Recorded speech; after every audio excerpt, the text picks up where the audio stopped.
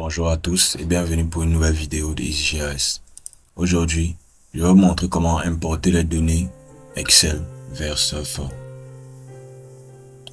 Tout d'abord, nous devons nous assurer que nos données sont sous le format X, Y et Z, dont X pour la longitude, Y pour la latitude et Z pour la latitude.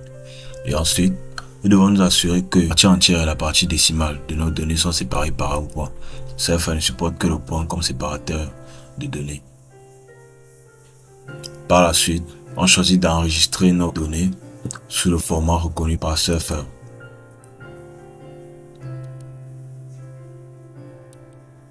Nous choisirons le séparateur point-virgule qui est l'extension par excellence, donc .csv, et on fait enregistrer.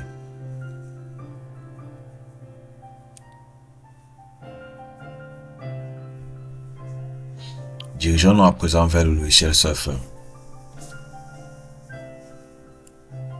Une fois que Surfer a ouvert, on clique sur New Worksheet et notre feuille de données apparaît. Ici, on vient sur Open Data File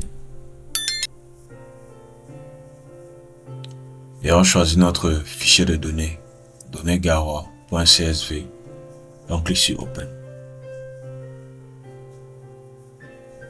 Nous voyons en X les longitudes, en Y les latitudes et en Z les altitudes.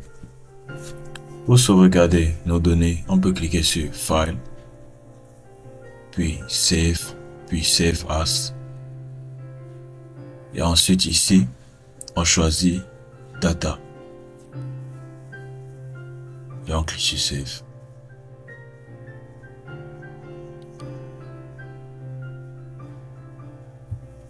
Nous voyons donc que nos données ont été sauvegardées sous forme de données.garois.date. Une fois que nos données ont été sauvegardées, nous pouvons choisir de les rouvrir en cliquant sur Open Data, puis données.garois.date, puis Open. Nous voyons que nos données ont été ouvertes avec succès. Nous pouvons choisir de plotter nos différents points sur une carte. Pour ce faire, on clique sur File, puis New, Plot Document. Ensuite, on vient sur Base, puis Base from Data. On clique sur données.garois.date, Open. Clique sur OK. Et nous voyons donc que nos différents points ont bel et bien été plotés.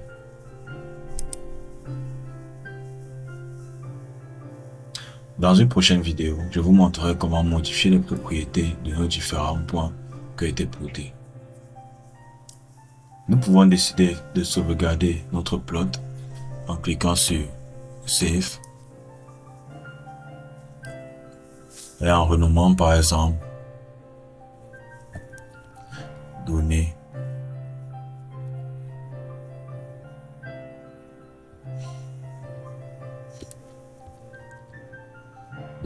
Garois, puis Save.